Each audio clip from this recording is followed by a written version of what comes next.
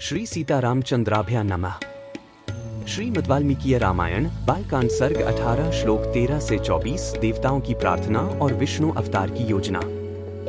सत्यं शिवम सुंदरम श्री राम। श्रीमद् वाल्मीकि रामायण। श्री सहित दिनकर वंशभूषण काम बहु छवि सोहई। नव अंबुधर बरगात अंबर पीत सुर मन मोहई। मुकुटांग दादी विचित्र भूषण अंग अंगन ही प्रति सजे। अंभोज नयन विशाल उर्भुज धन्य नर निरखंती जे। जय श्री राम।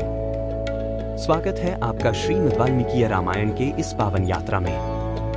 आज हम जानेंगे बालकांड के सर्ग 18 के श्लोक 13 से 24 तक, जहां देवताओं ने अत्याचार से त्रस्त होकर श्री से प्रार्थना की और श्री राम के अवतरण की योजना बनी।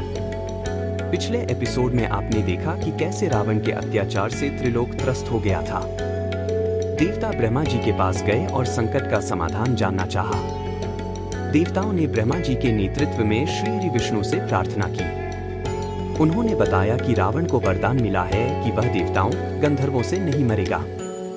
यह सुनकर भगवान विष्णु ने वानर रूप में जन्म लेने की योजना बनाई। भगवान विष्णु ने कहा कि वे दशरथ के चारों पुत्रों में एक के रूप में जन्म लेंगे। देवताओं से अनुरोध किया गया कि वे वानर रूप में जन्म लें और श्री राम की सहायता करें। भरतो नाम कैकेय्या यज्ञ सत्य पराक्रम। साक्षात विष्णोश्चतुर्भागः सर्वैः समुदितो गुणैः तेरः। तदंतर कैकेयी से सत्य पराक्रमी भरत का जन्म हुआ, जो साक्षात भगवान विष्णु के स्वरूप भूत पायस खीर के चतुर्थांश से भी न्यून भाग से प्रकट हुए थे।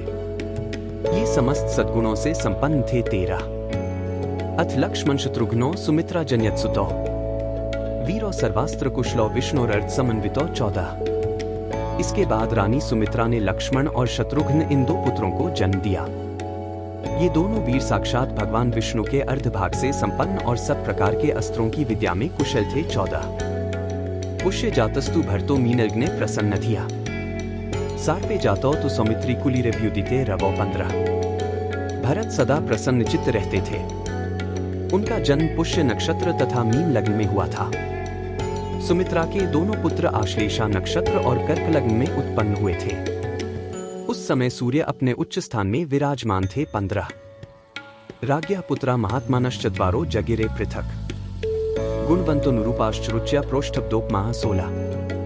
राजा दशरथ के ये चारों महामंसवी पुत्र पृथक पृथक गुणों से संपन्न और सुंदर थे। ये भाद्रपदा नामक 4 तारों के समान कांतिमान थे। 16 प्रोष्ठब्दा कहते हैं भाद्रपदा नक्षत्र को। उसके दो भेद हैं, पूर्व भाद्रपदा और उत्तर भाद्रपदा।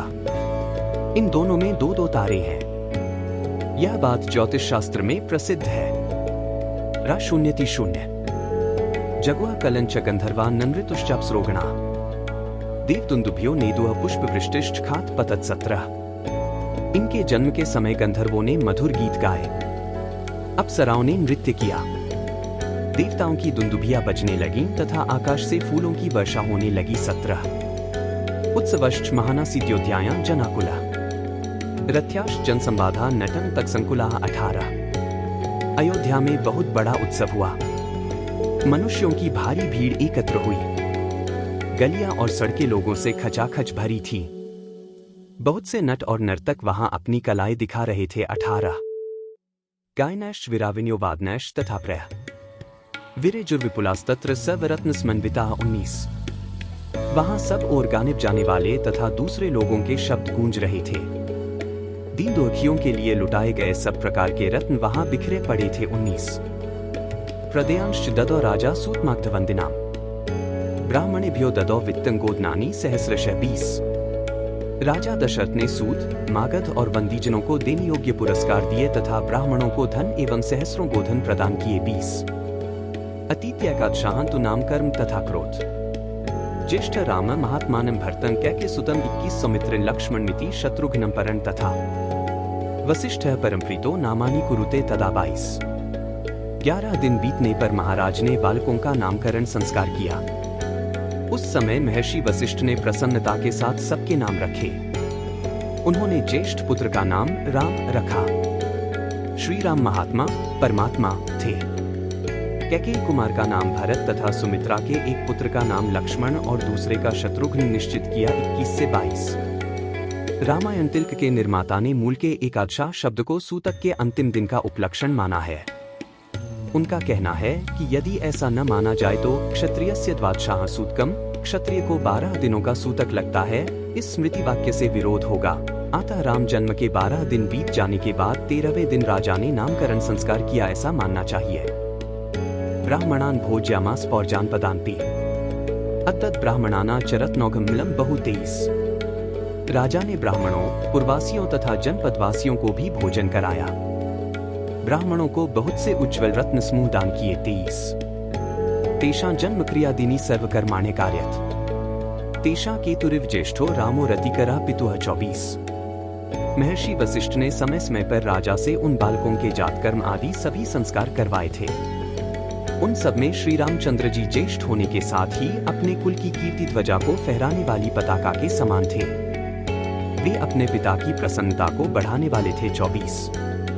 कल के भाग में जानेंगे बालकांड सर्ग 18 के श्लोक 25 से 36 तक, जहां आगे की योजना और भगवान के अवतरण से जुड़ी महत्वपूर्ण बातें सामने आएंगी।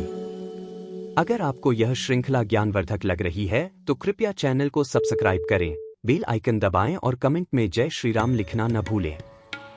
मिलते हैं अगले एपिसोड में रामायण की अमृत धारा के साथ। बार बार बर मागो हर्षि देहो श्री रंग, पद सरोज अनपाइनी भक्ति सदा सत्संग।